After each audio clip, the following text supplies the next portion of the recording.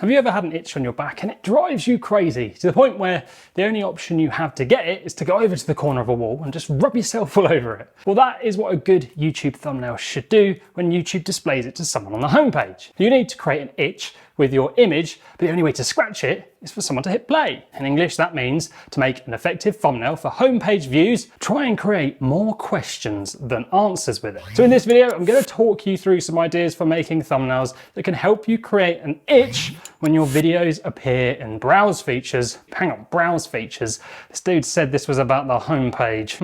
Well, don't panic. Browse features are views from the YouTube homepage. The subscription feed, watch history, and watch later. YouTube just gave it a really annoying and weird name. Unfortunately, getting clicks is not just about the image here.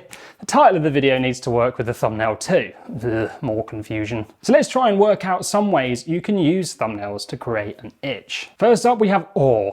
It's been well documented for a long time now that the best way to go viral is to make a video that creates awe. So what does that mean? Well, awe is amazement. If I made a video where I was the first person to fly to Mars simply by flapping my arms, that would probably amaze you. If I showed you a thumbnail that looked like NASA had taken a picture of me through a telescope flying to Mars with a title, that would probably create questions in your mind more than answers. So awe can be created by showing someone something they have never seen before. Mr. Beast, when you break it down, his entire strategy is based on awe. He gave people $1 million to spend so long as they spent it in a minute. I've never seen that before, have you? He then built the world's largest Lego tower. Well, seeing as it was the world's largest Lego tower, then you hadn't seen that either. Everything he does, he shows you something you've not seen before at a scale that makes you go, wow, I wonder what happened.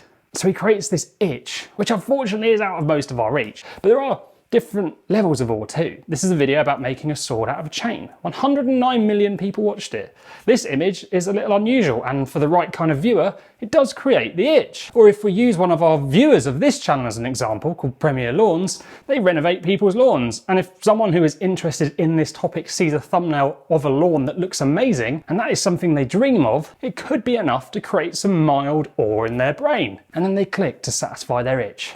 The next thing is mystery. So a good way to make an itch on the homepage is to make someone wonder what is happening.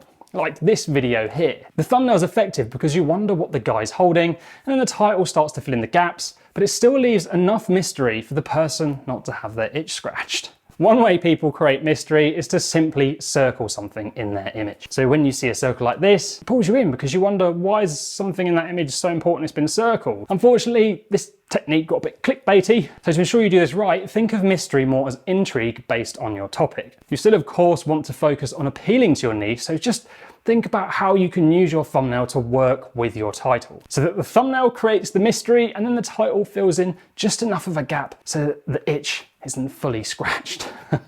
Next, we have interest. So we know that YouTube will show your video to people it believes will be interested in it on release, which means showing the thing potential viewers might be interested in is, again, like doing so in search, a good idea. Fomo. Now I don't really like this one, I have used it before, but it didn't really sit that well with me. But it is really powerful. So FOMO, or the fear of missing out, is actually a survival instinct humans have based on our concerns that there isn't enough to go around. Early humans had to catch what they ate, and if they didn't catch enough, well, it was a big problem. So FOMO, to stop us from just sitting there going, oh well, we've not got enough food for the children today, fires up part of our brain called the amygdala, which is like our brain's smoke detector. When this goes off, it can often feel a little bit discomforting because we need to ensure we don't miss out to survive. So clicking on a FOMO thumbnail is a way to remove this discomfort from your life. And what's mad about FOMO is it causes us to worry more about losing something we have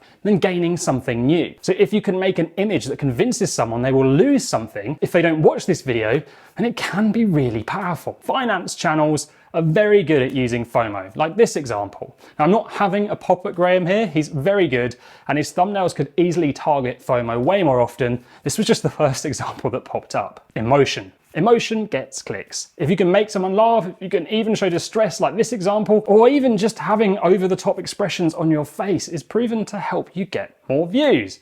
I would say though, try to match your expression to your content, not like this example.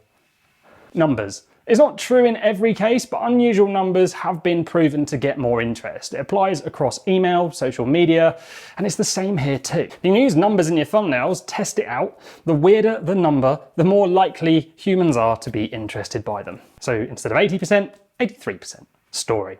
Probably the most powerful tool you have is to create thumbnails that tell a story whilst creating that itch. So here is a child with a credit card being thrust at them. You're already thinking, I wonder what that child's going to do with that. Before and after thumbnails give a little bit of information away, but they still make you wonder how they got to that result. And this thumbnail tells a 3-part story, and the images are chaotic and not exactly flattering, which makes you wonder what on earth has caused all of this. 8. You just have to do your best. Thumbnails are a lot of work, and if you got this far, you'll see that there's way more to it than just making a nice picture, which is why really we just have to do our best to get by until we start to find a system that works for ourselves. These things will help, and they're worth having in your mind the next time you make a video you really want your subscribers and initial audience to click on. If you want more thumbnail design basics and tips to understand how to make effective images in search or across the board, then check these out.